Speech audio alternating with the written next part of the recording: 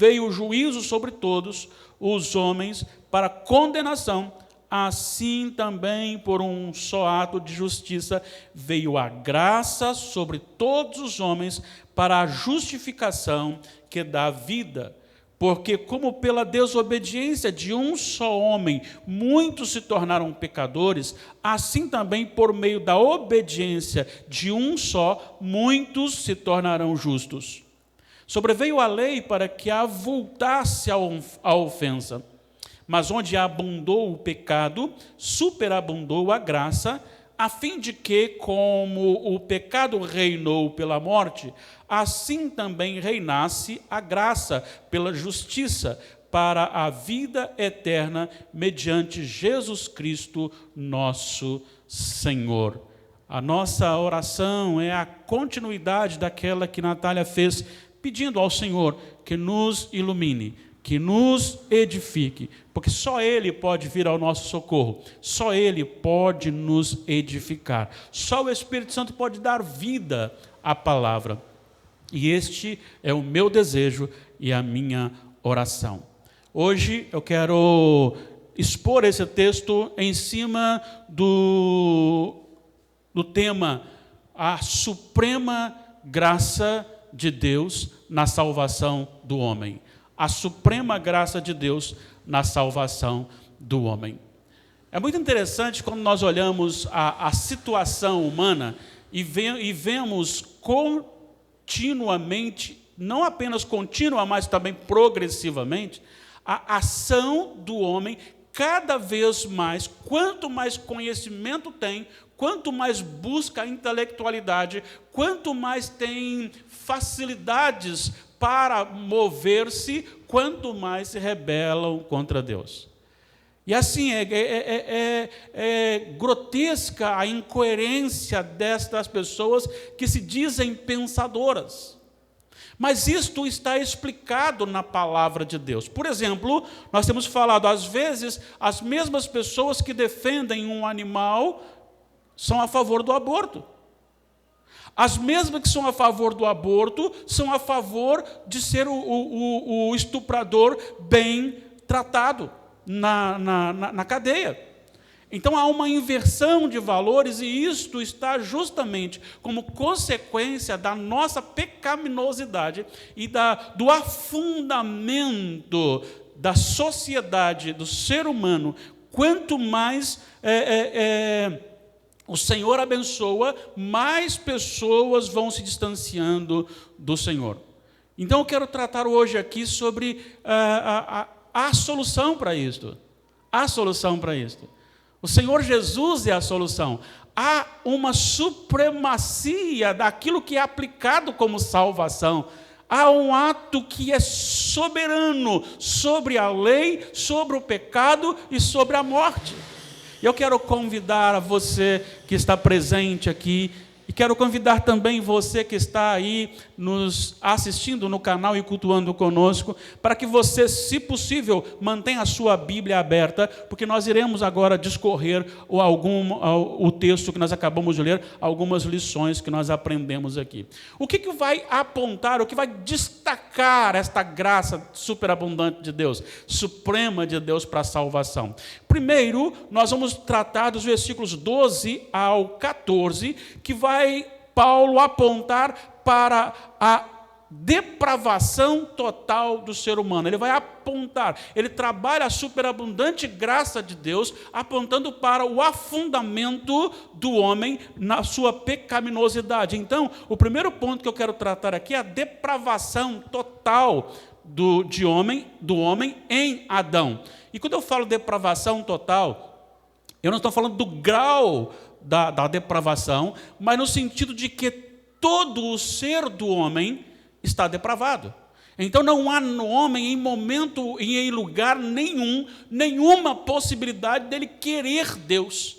Ele está morto no seu delito e pecado, e todas as suas faculdades foram contaminadas. Por isso, então, a depravação é total, ou seja, tudo que há no homem depois da queda, sem a ação do Espírito Santo para a conversão, tudo isso conduz o homem a distanciar-se de Deus como inimigo. Olha só, quando você olha para o texto aqui, a Epístola aos Romanos, até o capítulo 3, versículo 20, Paulo vai justamente mostrar quem é o homem. Quem é o homem? Ele aponta para o estado miserável de morte do homem. E agora, como uma vida deleitosa no pecado, ele ama rebelar-se contra Deus, ele ama distanciar-se de Deus, ele ama fazer o que é contrário a Deus. E o pior de tudo é que a religiosidade não pode resolver este problema. É necessário uma obra de salvação. Mas vamos ver aqui os versículos 12 a 14, essa depravação total apontada. Eu quero destacar 3 verbos aqui. Por favor, você que está comigo aqui e também você que está em casa, volte seus olhos ao texto e venha comigo para nós destacarmos então esses 3 verbos. O primeiro verbo que eu quero destacar aqui é o verbo entrar. Ele faz uma comparação entre Adão e Cristo. Adão como aquele que foi o primeiro para que todos nele fossem pecadores. E Cristo como o único que foi nele a salvação e a justificação. Mas preste atenção comigo aqui no versículo 12. Portanto, assim como por um só homem entrou o pecado no mundo. Entrou o pecado no mundo. Vamos lembrar aqui que você já estudou várias vezes isso, que Adão e Eva foram criados santos e felizes. O estado do seu coração não tinha a maldade, não tinha o pecado, era apenas um estado de graça, era apenas um estado de santidade, era apenas um estado em que a sua natureza o conduzia para temer e adorar ao Senhor. E é interessante porque, desde o início, o Senhor já aponta para como o homem devia se portar. E é interessante porque o capítulo 1 de Gênesis, quando chega no versículo final do seu capítulo, vai dizer, e viu Deus tudo quanto fizera, e eis que era muito bom. Depois no capítulo 2, ele retorna antes deste viu Deus que era tudo bom, e vai destacar aqui de um outro ângulo a criação, apontando para o jardim criado, apontando para a ordem dada ao homem, para dar nome aos animais, para gerenciar, para plantar, para colher, para cultivar, mas também tem uma ordem dada a Adão, que é porque ele não podia comer da árvore do conhecimento do bem e do mal. Ele tinha todas as outras árvores que ele podia comer dos seus frutos, mas do conhecimento do bem e do mal, só desta árvore ele não podia. Esta ordem não foi dada para Eva, essa ordem foi dada para Adão, porque ainda não existia Eva. E é no momento em que ele está cumprindo a sua missão que ele percebe que não tem ninguém igual a ele. Ele vê lá os casais de animais, mas não há alguém igual a ele. É por isso que Deus olha e diz, não é bom que o homem esteja só. Então este texto está anterior ao versículo 31. E viu Deus tudo quanto fizera, e eis que era muito bom. Porque ali ele já havia criado a mulher. Agora ele pega, cria a mulher, entrega a Adão, e aí voltamos no final do capítulo 1. E viu Deus tudo quanto fizera, e eis que era muito bom. O estado de Adão e Eva era um estado de santidade. A sua natureza pendia para adorar o Senhor. Mas quando chega então a serpente e vai ao ouvido de Eva e conversa com Eva, e Eva depois come do fruto proibido, desobedecendo ao Senhor, e entrega para Adão, e ele também come, Adão é o responsável legal, e neste momento, através de Adão, entrou o pecado no mundo. Porque até então não. Então o pecado partiu de Adão. O pecado teve origem em Adão. E este Adão, ele foi então um instrumento para que o pecado fosse lançado no mundo. Então ele entrou no mundo. Mas existe um outro verbo aqui que eu quero destacar também, que é passou a todos os homens, porque todos os homens pecaram. Olha só a continuidade do versículo 12.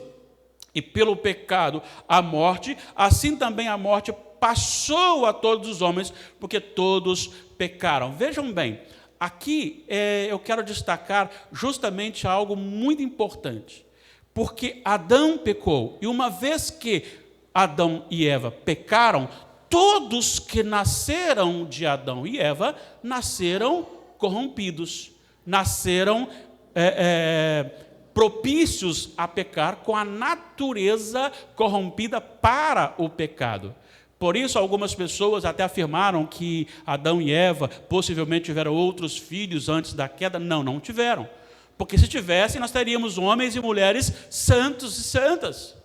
Então, o que nasceu de Adão, nasceu pecaminoso. Aí você fala assim, então culpado foi Adão. Eu já vi muitas pessoas dizendo assim, quando eu chegar lá eu vou chamar Eva no canto. Mas aqui Paulo está dizendo que não vai jogar a culpa só em Adão, porque ele vai dizer que a morte passou aos homens porque os homens pecaram. Não é só uma questão de alguém fez e eu agora sou o culpado por isso. Mas alguém fez, corrompeu a minha natureza e eu continuei não só fazendo, mas amando o pecado.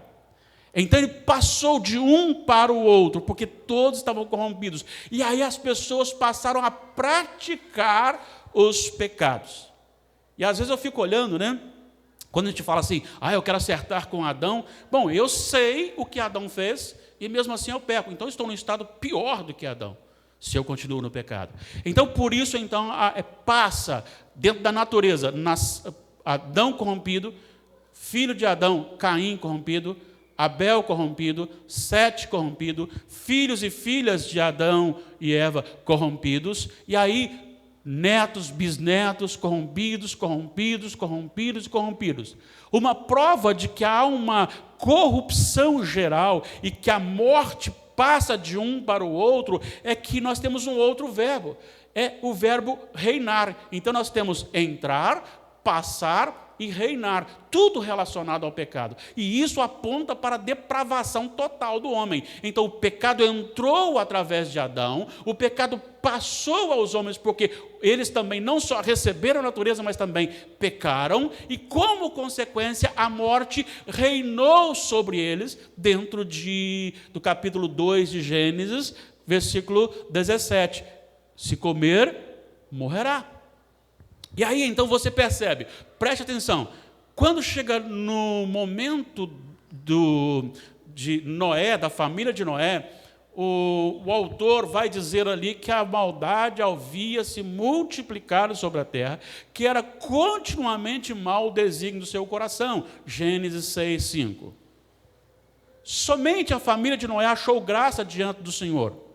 A família de Noé foi salva. Não era então para ter uma nova geração pura, mas foi só quando a família de Noé começou a desenvolver, também foi desenvolvendo o pecado, porque o homem é pecador. Olha só o que ele vai dizer, porque até ao regime da lei havia pecado no mundo, mas o pecado não era levado em conta quando não há lei. Entretanto, reinou a morte desde Adão a Moisés, mesmo sobre aqueles que não pecaram, à semelhança da transgressão de Adão, o qual prefigurava aquele que há de vir. O que ele está dizendo aqui é que algumas pessoas poderiam argumentar, bom, se a lei, que é a grande vilã que aponta para o nosso pecado. Então, sem lei não há pecado. Ele está dizendo, não, há pecado desde o início. Os homens pecaram desde Adão, morreram desde Adão, embora não pecaram na mesma transgressão de Adão.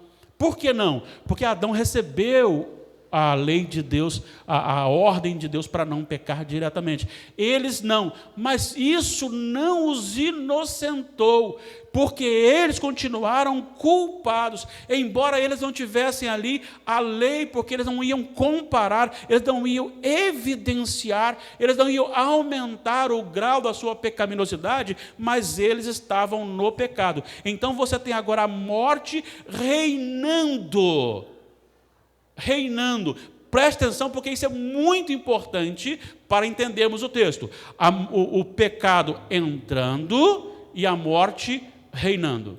Preste atenção nessas duas coisas. Então, aqui você vê que o homem foi totalmente corrompido.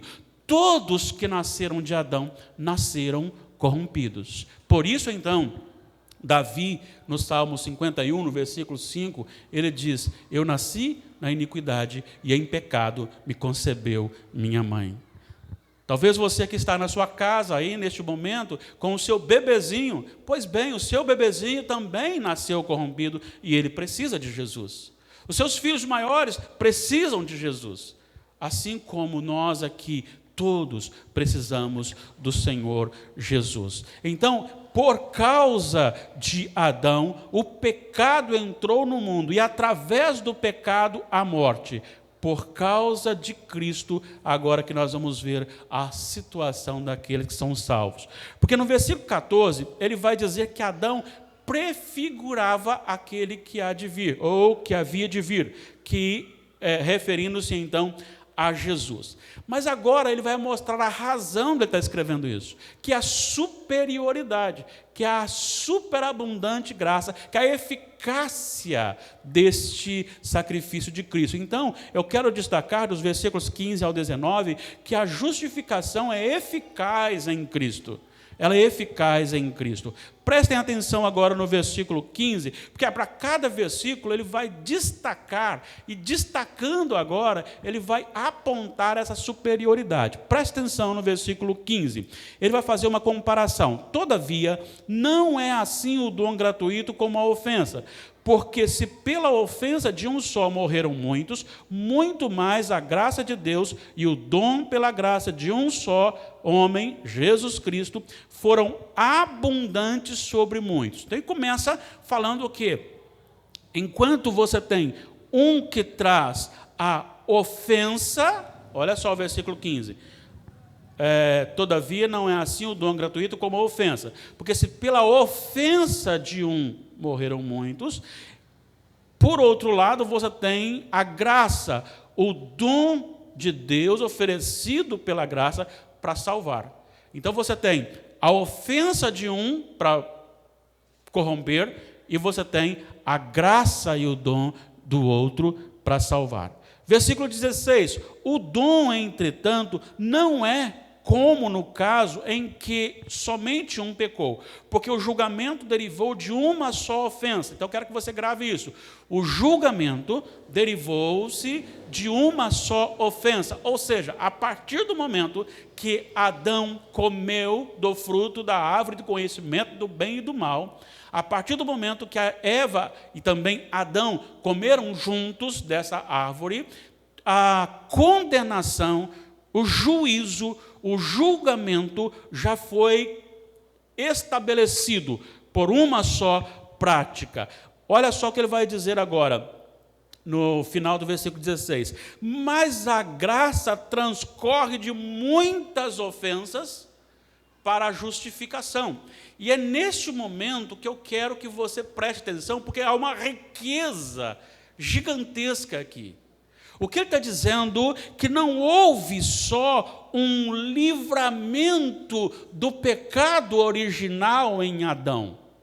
O sacrifício de Cristo é suficiente para não só o pecado, a corrupção que nós herdamos em Adão, mas também a continuidade da corrupção que muitas vezes nós cometemos nos pecados que nós cometemos. Não só aqueles que cometemos antes da nossa conversão, como o que nós cometemos hoje, embora isso não seja algo feliz para nós, como aqueles que ainda possivelmente cometeremos. O que ele está mostrando? Que a graça, ela é incomparavelmente superior, à graça de Jesus é incomparavelmente superior ao ato da ofensa de Adão. Adão, ele se corrompeu, por isso todos que nasceram corrompidos. Mas Cristo não só libertou daquela ofensa, mas também nos libertou dos pecados que nós cometemos. Aí está a riqueza, a grandeza. Aí eu quero apenas abrir aqui um parênteses, porque quando você pensa nessa visão, veja bem, aquele que nasce de Adão, não tem como nascer santo, porque é uma continuidade da geração. E para que a pessoa seja salva, tem que nascer de Cristo, nascer de novo. Só que não dá para eu nascer de novo e o meu novo nascimento atingir o meu filho. Por quê? Porque a questão não é que eu me torno um justo, eu sou declarado justo. Eu continuo ainda pecador, eu continuo ainda injusto. Então eu continuarei gerando pessoas injustas. Por isso, elas também precisam se converter. Elas também precisam de Jesus. No caso de Adão, a natureza foi corrompida. Então, todos que nasceram de Adão nascem corrompidos. Mas no caso de Cristo, eu não me tornei um justo, mas eu fui declarado justo. É diferente. Alguém pagou por mim a dívida. Eu não paguei a minha dívida. A dívida minha não mais existe, não é porque eu me tornei uma pessoa perfeita, não é porque eu paguei pelos meus pecados, mas é porque Cristo pagou por mim. Então, todo aquele que quer ser salvo precisa passar pelo novo nascimento em Jesus. 1 de Pedro, capítulo 1, o final do versículo, talvez 22, 23, 24, não me lembro ao certo, mas vai dizer que na regeneração, no novo nascimento, é plantada em nós uma semente incorruptível. Mas nós somos, então, declarados justos. Então, quando você tem a obra da ofensa, você tem a obra da graça, a obra da salvação. Versículo 17. Se pela ofensa de um e por meio de um só, presta atenção, reinou a morte, muito mais os que recebem a abundância da graça e o dom da justiça reinarão vida. Vida por meio de Jesus. Jesus então vem para reverter a situação. Adão, e em Adão, ele plantou uma natureza corrompida e todos são corrompidos. Todos merecem a condenação eterna.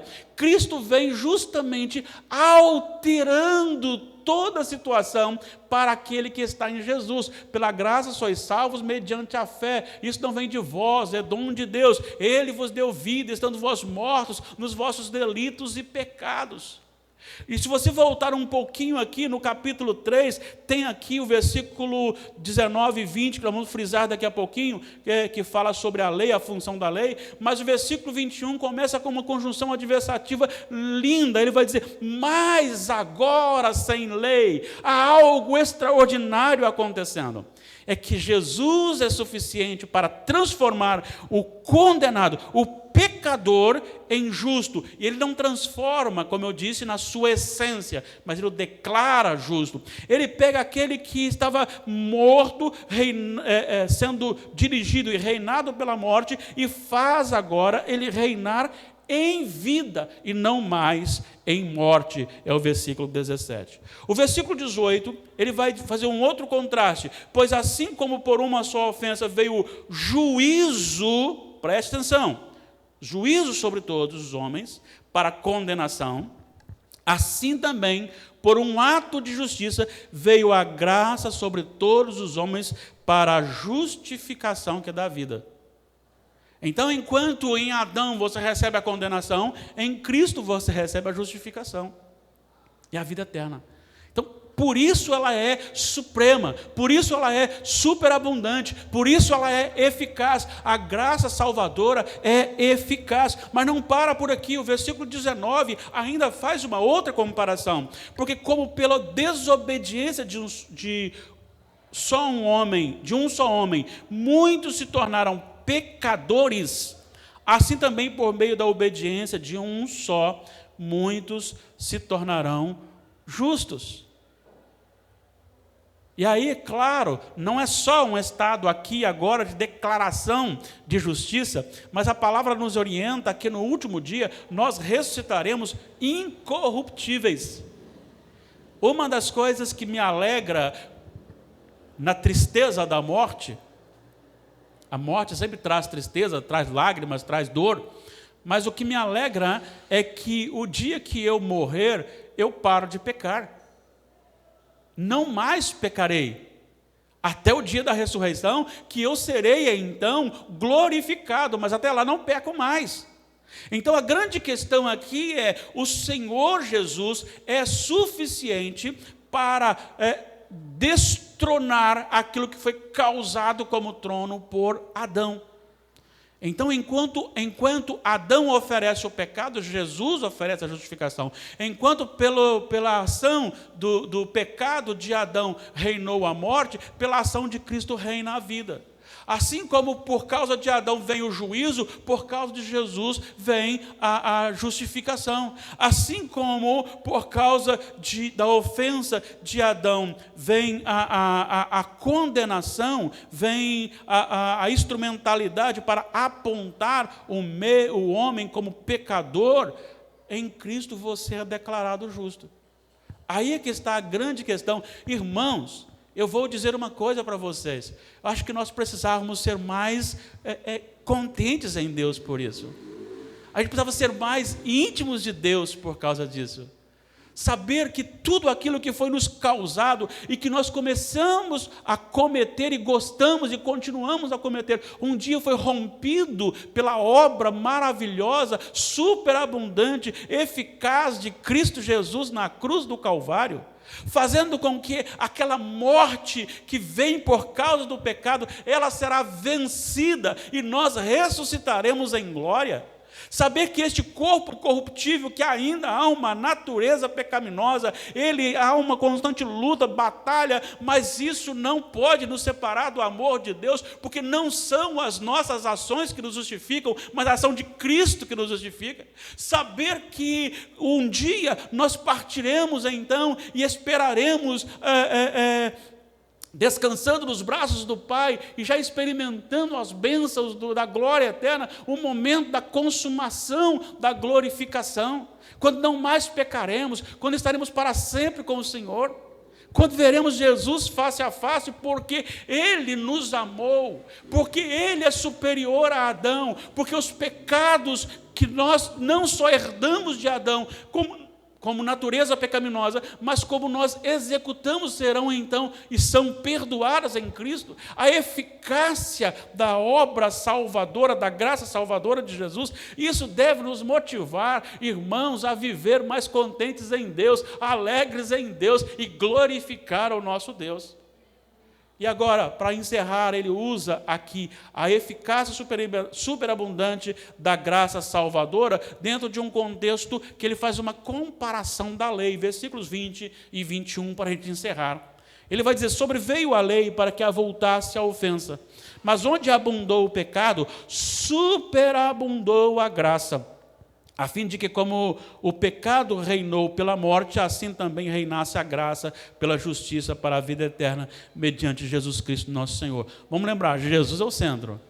Jesus é o centro. Através de Jesus, por meio de Jesus, por causa de Jesus, sempre Jesus, Jesus e Jesus. E diante disso, nós nos vemos então felizes, e ao mesmo tempo preocupados. O que a lei faz aqui então no versículo 20? Sobreveio a lei para que avultasse a ofensa. Vamos voltar um pouquinho aqui, só para você se lembrar. O versículo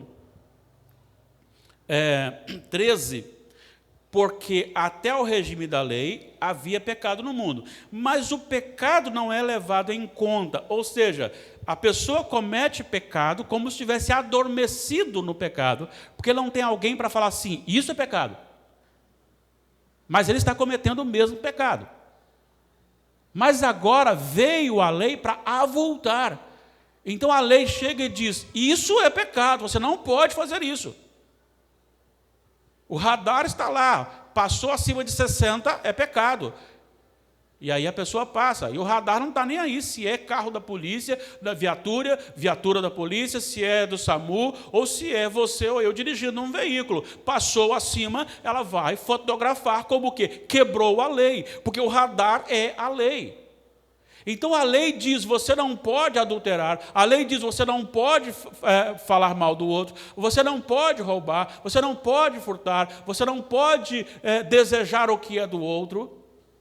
E aí por diante, a maneira que a lei vai apontando, ela vai mostrando quem nós somos. E aí, voltando então, como eu disse no capítulo 3, versículo 19, você encontra o apóstolo dizendo assim, ora, capítulo 3 de Romanos, versículo 19, ora, sabemos que tudo o que a lei diz, aos que vivem na lei o diz, para que se, primeiro, cale toda a boca.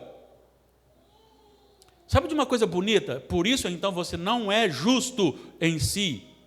É que no último dia, você que está salvo, você que está do outro lado aqui me assistindo, que também já tem a sua salvação, se não tem a hora de crer em Jesus, nós chegaremos diante de Jesus no céu e ninguém ousará pensar assim, eu estou aqui porque eu mereço. Eu estou aqui porque eu era frequente na igreja.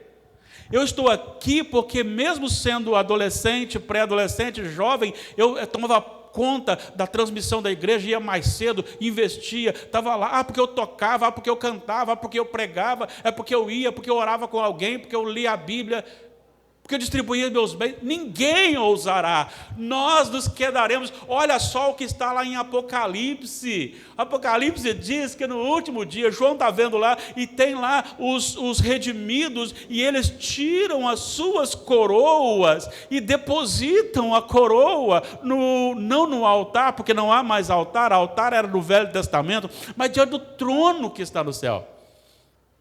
É por isso que eu canto assim com vocês, enquanto nós estamos cantando aquela música assim, a coroa conquistar, eu canto sempre para mim mesmo assim, a coroa receber, porque eu não conquisto, ela já foi conquistada por Cristo para mim.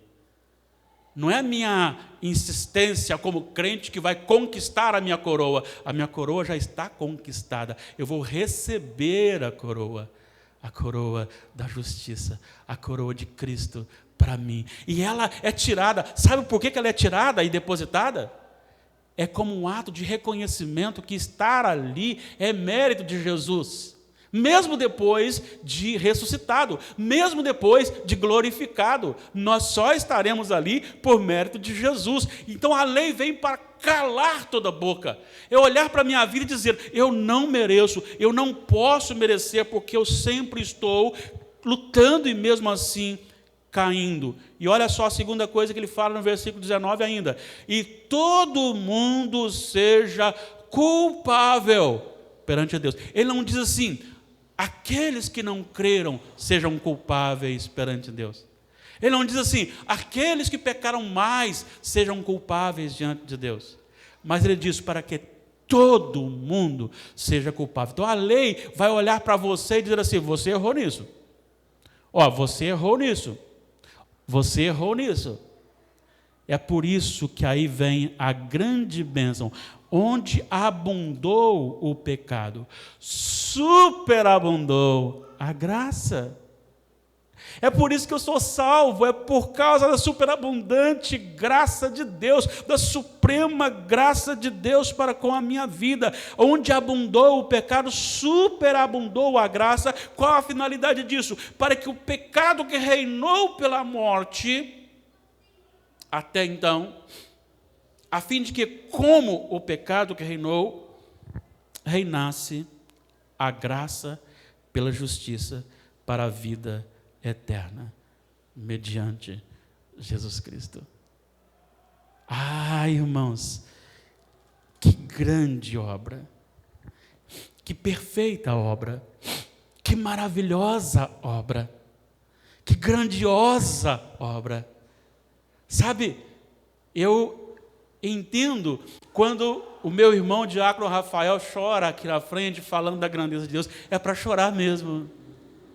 É para chorar, mas não de tristeza, não de dor, mas de alegria, de satisfação, de gozo, por tão grande obra. porque todo o estrago causado por Adão na minha natureza e todo o estrago continuado na minha vida são inferiores à graça superabundante de Deus na minha salvação.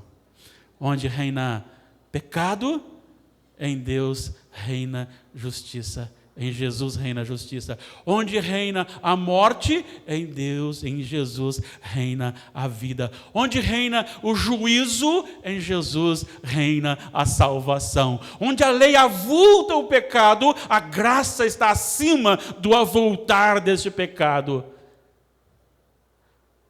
Que superabundante graça. Que eficaz graça. Louve ao Senhor, adore ao Senhor por isso. Viva para Ele sempre como expressão de gratidão. Você que está em casa, e se você pode vir para o templo, marque com o diácono Rafael, venha. Não fique em casa, traga a sua família. É muito bom, a palavra de Deus diz que nós não podemos perder esta comunhão da congregação. Mas se você não pode, aí na sua casa, reúna a sua família, adore ao Senhor, se você já foi alcançado pela graça de Deus. Se você já foi chamado pelo Senhor, exalte ao Senhor com a sua vida, em nome de Jesus. Reúna sua família aos pés de Jesus, diante do trono do Senhor, e viva para a glória dEle. Nós que estamos aqui, vivamos para a glória do Senhor, porque nada neste mundo pode ser superior à suprema, à abundante e à eficaz graça salvadora de Deus para com os seus eleitos. Bendito seja o Senhor, exaltado seja o Senhor. Coloquemo-nos em pé e oremos neste momento. Ah, Deus bendito, glórias sejam dadas ao nome do Senhor. Ó Pai, a Tua palavra fala que os feitos do Senhor na nossa vida e a nossa reação a isto, como um instrumento do Senhor no nosso coração, transformando o novo nascimento, isso exalta a glória da Tua graça, porque a Tua graça é superabundante. Ela está acima da minha falibilidade, aleluia. Ela está acima da minha fragilidade, louvado seja o Senhor.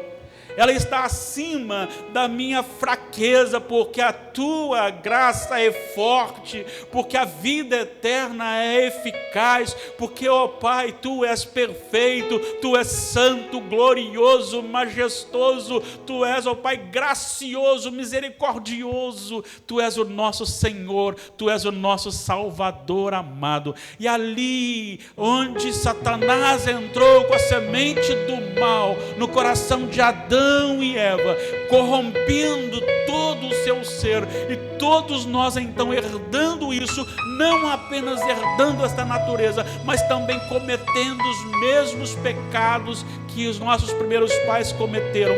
Uma vez renascido, uma vez salvo pelo Senhor, a Tua graça é maior do que toda essa desgraça colocada pelo pecado.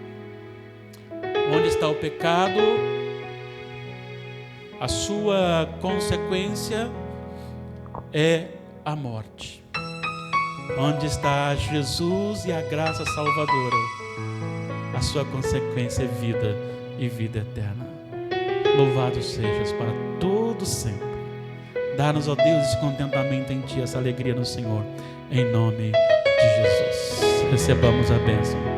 Que a graça maravilhosa, doce, sublime de Cristo Jesus, o Senhor, o nosso Senhor, o nosso Salvador, o amor imensurável, grandioso de Deus, o Pai Todo-Poderoso, que a comunhão, as ternas consolações, a vivificação do Espírito Santo sejam conosco reunidos aqui nesta noite. Sejam com todo o povo de Deus, hoje e para todo sempre.